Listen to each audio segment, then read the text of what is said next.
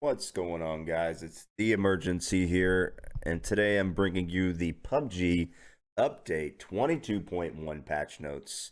We're going to go ahead and get into it. We're going to watch the video of the PUBG release, and then we're going to go through each and every item in it to give you a full breakdown on what's coming next week to live servers and right now on test server if you want to check it out for yourself. Brand new danger steps out of hibernation. Some fun after the sun goes down. And some buffs to Mother Nature. Okay, so it looks like we've got night mode number 1. First up, other survivors aren't the only thing stalking you on Vikendi. The additive of the polar bear is here to make the battlegrounds a bit more dangerous. Playing dead won't do you any good if you run into one, so be ready to fight back or just run like hell.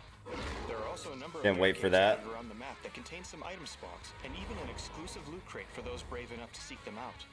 Vikendi is also getting a new moonlight mode, which pits survivors against each other nighttime, which I liked. The first iteration. Lower, but luckily the thermal scope is also available to help you. Thermal scope is going to be kind of OP in terms of in smokes. It will now blow away smoke from grenades and snuff out fires that break out within it, rendering some throwables ineffective.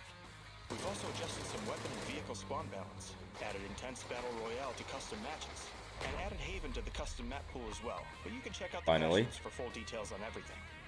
Update 22.1 is here, so grab your thermal gear and head out into the night. Just watch out for bear signs. We'll see you on the battlegrounds. Alright, so let's check out the rest of the patch notes. Alright, let's get right into it. PUBG patch notes, update 22.1. Like I said, this is on test server right now. It's going to be on live servers next week. Let's check it out. So we got the maintenance schedule describing what I just said. Now the maps. This is important and huge. They're changing the map rotation. So it is all going to be 20% chance. No more weighted Vikendi. So you're not going to get so many Vikendis, which is great. They're taking out Tago and Sandhawk and adding in Destin and Karakin. For me, big fan of that. I know some people like Sandhawk a lot. They like to go boot camp. That's a bummer for you, but you know, sometimes you gotta switch it up. I miss Destin so much. I like a lot of the features on Destin, so I'm excited to see that come back. On console, you're getting the exact same thing, and this is obviously an NA. Other regions, they're able to support the featured map. Not here, obviously, and rank stays the same. Erangel, Miramar, Tago. Let's go into Vikendi. So we've got the bear. The bear, you can kill it. They will attack you without being aggressed upon, so they'll attack you without you shooting. If you're in a certain range, they will not add to your kills at the end of the game or during the game. They're only on Vikendi, which seems obvious, but you know, you have to say it. And we're also getting night mode back. I'm a big fan of night mode. I think it's fun. It's about the only weather mode that I like. I don't like fog. I don't like rain. But that's just me personally. I was a big fan of the night mode previously, just not the wind that came with it. So hopefully that's not back. But otherwise, I'm excited about the night mode. Thermal scope. My only worry with the thermal scope is that it's going to be a little OP with smokes and maybe the storm. But it's Vikendi specific. It's kind of cool. It's only a 4x. So it is a world spawn. We'll see how that goes.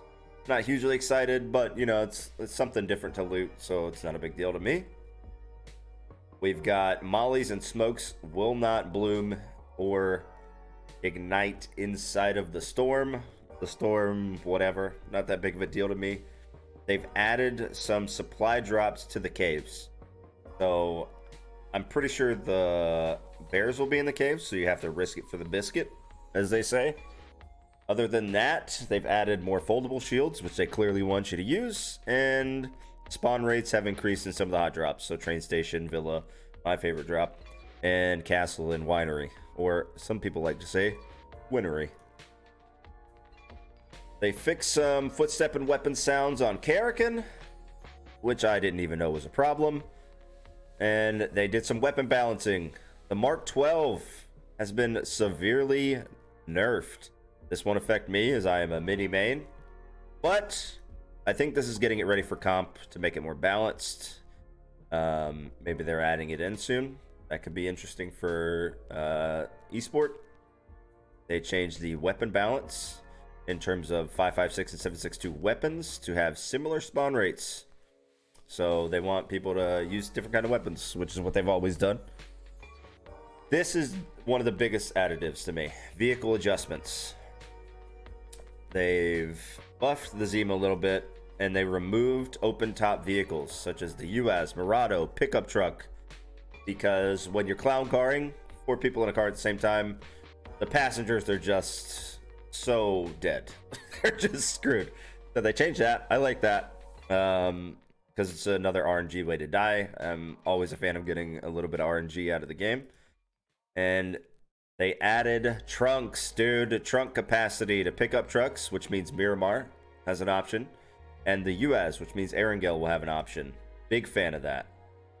Huge fan. They also added the option to hide your in-game vest and belt.